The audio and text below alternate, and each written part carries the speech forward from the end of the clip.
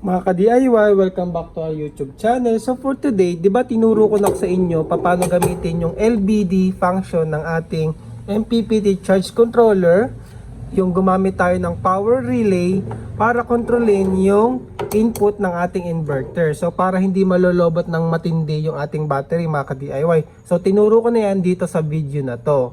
Ngayon, siya nga pala, meron pang isang technique na pwede tayong gawin na hindi na tayo gagamit ng power relay kasi sayang pa daw yung parasitic wattage na kinakain ng ating power relay. So paano ba natin gagawin yung isa pang technique na yon para magamit natin yung LBD ng ating MPPT charge controller, yung LBD niya, makokontrol natin yung supply ng ating inverter, mga ka-DIY. So ituturo ko sa inyo, at itong technique na to ay pwede nyo rin gamitin dito sa LBD module na to, mga ka-DIY. So ito lang, hindi na kayo gagamit ng power relay sa technique na gagawin natin, mga ka-DIY. So ano bang kakailanganin natin para magawa natin yon?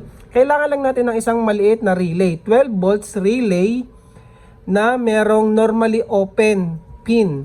So ito yung normally open natin. Ito yung coil niyan, mga ka-DIY. Ito yung coil pin. Yung normally open pin naman niya ay ito. Tapos ito yung common. So yung apat na yan lang ang ating gagamitin, mga ka-DIY.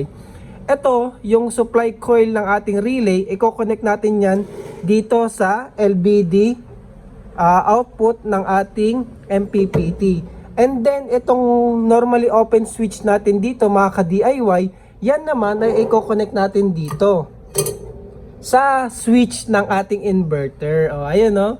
So, mangyayari, sa halip na meron tayong manual switch dito, mga ka-DIY, magiging automatic switch na to kasi gagamitan natin ng relay. Tapos yung relay naman, ipa-power on siya ni LBD ng ating MPPT charge controller. So gawin natin, ipakita ko sa inyo, sundan nyo lang, mga ka-DIY.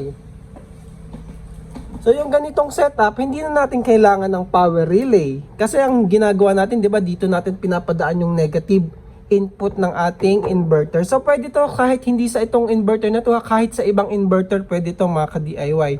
Basta merong switch. So ito yung manual switch, magkakaroon lang tayo ng automatic switch na kontrolado ng ating relay. So lagyan muna natin yung ating i-connect sa switch na pin, mga ka-DIY. So yung normally open na pin, itong dalawa na to, so lagyan natin ng wire yan. So wala namang bearing yung kulay ng wire, ha, kahit parehas black or parehas red yan, wala naman, okay lang yan, mga ka-DIY, kasi switch lang naman siya. So ayan, na-connect na natin yung wire. Yan. Tapos yung isa dito. So ayan na yung ating dalawang wire na i-connect natin dun sa switch ng inverter. Tapos dito naman sa dalawa, yung supply, lagyan din natin. So ito medyo mahaba kasi i-connect natin to sa ating SCC. Yung output ng SCC natin na merong LBD.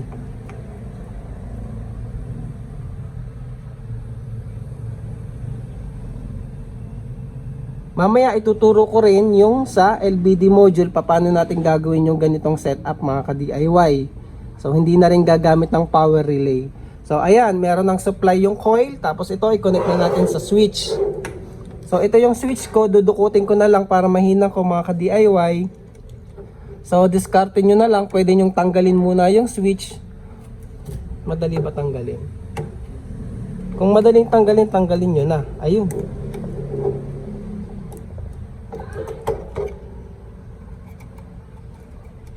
Ayan, natanggal ko naman siya, mga ka-DIY. So dito ko na siya hinangin para mas madali sa labas. So yung dalawang wire naman, yung normally open tsaka yung common, i-connect nyo lang dito sa dalawang pin ng ating switch. Nakaparallel lang siya. Ayan, no. Kaso nga pala, mga ka-DIY, pag ginawa nyo to, i-off nyo yung switch nyo. Tapos yung relay na lang yung automatic mag-on nun. So hindi nyo na kailangang buhayin itong switch na to, mga ka-DIY. Bypass na lang to in case, di ba, mag-fail yung relay, may manual switch ka pa din. So ito na yung ating switch, ibabalik ko na siya. So ayun, no, nagparallel lang tayo ng relay doon sa switch. Ngayon, ipwesto nyo na lang dyan, hanapan nyo na lang ng pwesto, and then itong wire na to, ilalabas ko to, ito yung gagamitin na natin at i-connect sa ating, saan kaya maganda padaanin to?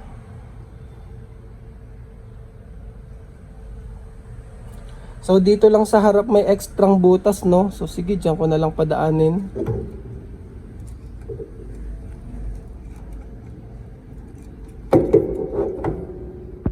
So ito na yung setup natin mga ka-DIY. Yung ating relay. Ito lang yan, dito ko lang pinalabas sa may tornilyo ng cooling fan para medyo malinis. Doon ko lang pinalabas yung wire para pwedeng takpan. So ayun siya, nandito siya. Yung ating input ng relay coil. So ayan, yan yung sabi ko sa inyo, pupunta dito sa LBD controller natin, dito sa ating MPPT charge controller. And then ito na yung supply ng ating inverter for testing. Meron siyang supply ng positive, negative at saka yung ating charge controller. So ngayon, pansinin nyo, yung voltage natin ay 10 volts. Pero once tumaas yan, kasi 'di ba may nakasaksak na tayong battery, pero nilagay ko diyan power supply para lang ma-adjust natin manually. So try kong taasan yung voltage na yan mga ka-DIY. So kapag tumaas yan, 'di ba may sinet na tayo dito sa ating controller na kapag na-reach niya, mag-a-activate yung ating LBD, yung connect natin. And then pag nag-lowbat, magdi-disconnect. So try natin taasan yung voltage unti-unti. Makikita nyo yung inverter natin kung saan na lang din mabubuhay. So ayun, 'di ba? So ayan, nag-on na siya, nasa, ang hirap kontrolin nung dial kasi nung ating power supply, oh. So buhay siya, 13.1 dito ay 13 volts dito, sa ating controller ay 12.8. So buhay yung ating inverter. Hindi na natin pinindot yung switch niya. Kumbaga automatic na yung switch natin nabubuhay at namamatay dahil nga dun sa relay. In which yung relay naman kinokontrol natin gamit yung LBD output natin dito sa charge controller. So halimbawa, ginagamit natin yung ating inverter mga ka-DIY, unti-unti yan malolobat. Halimbawa, sinet natin ng 12 volts. So pag na-reach natin yung 12 volts, pansinin nyo ha, i-adjust ko ulit. Pag na-reach natin yung 12 volts, kusa nang mamamatay yung ating inverter. Oh, ayun, oh, 'di ba nakita nyo? Nung na-reach ko yung inverter, namatay na yung output ng ating MPPT controller. Kumbaga, na-reach na natin yung low voltage disconnect niya. So, nawala na ng supply. Ito, yung ating control para sa relay. So, pag namatay na to, dahil nga normally open yung ating relay, mag-o-open na siya.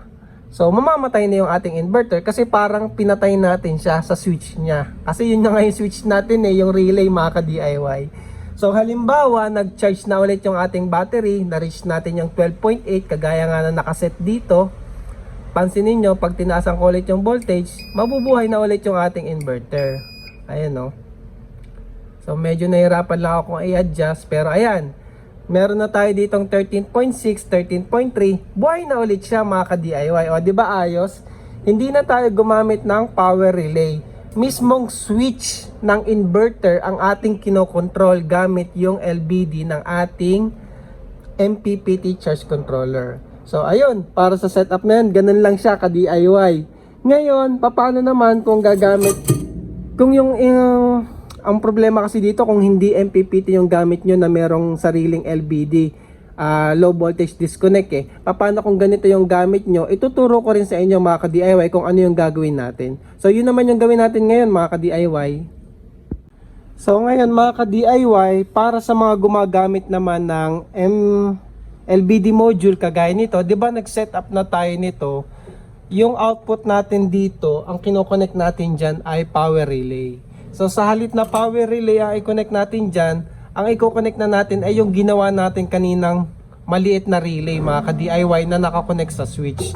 Doon natin yan i-connect sa output ng ating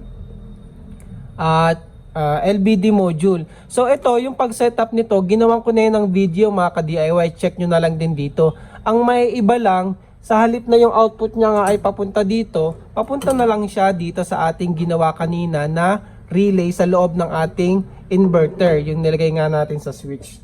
So ngayon, patay siya. Ipapakita ko, tataasan ko yung voltage kasi ngayon ay nasa 10.6, so naka low voltage siya. Pag tinaasan natin yan mga ka-DIY, ayun o, pag na-reach natin yung minimum na mag-o-on siya, which is nakaset nga ito ng 12, so buhay na siya mga ka-DIY. So gumagana kasi nga nag-output yung ating LBD module. So kapag nalobat siya ulit, papatayin natin yung ating switch gamit yung relay. So ganyan mga ka-DIY oh. So bababa na siya. Ayun oh. So mamamatay na siya ng kusa. Wala na tayong ginagamit na power relay dito sa setup na rin na to. Ang kinokontrol na lang natin, hindi na yung current na mismong ginagamit ng ating inverter na nakakonect sa battery, yung main supply niya, hindi na yun yung ating kinokontrol gamit ang power relay. Mismong switch na lang ang ating pinapatay mga ka-DIY. Kumbaga sa halit na manual nating binubuhay, ayun o, di ba nabubuhay siya kasi nga naka-manual tayo at connected tayo sa supply. Automatic na lang natin siyang binubuhay gamit yung ating LBD at saka yung relay. So taasan ulit natin, o yan o, di ba? Mabubuhay na ulit siya mga ka-DIY. So yun lang. Yun lang naman yung kailangan nyo sa setup na to. Kung meron na kayong LBD o kaya yung charge controller nyo ay MPPT, meron na siyang LBD na function, etong relay na lang na to ang kailangan nyo mga ka-DIY. So 12 volts relay lang yan na meron dalawang pin. Normally open, yun lang yung kailangan natin, normally open. Kasi meron din yung normally close eh. Yung normally open lang yung kailangan natin. So try ulit nating ilobat kunwari yung battery. So yun, namamatay na yung ating inverter ng kusa mga ka-DIY. So hindi na ma-drain ng todo yung ating battery. So yung disconnect voltage naman nase-set yan. Hindi ko na lang binago.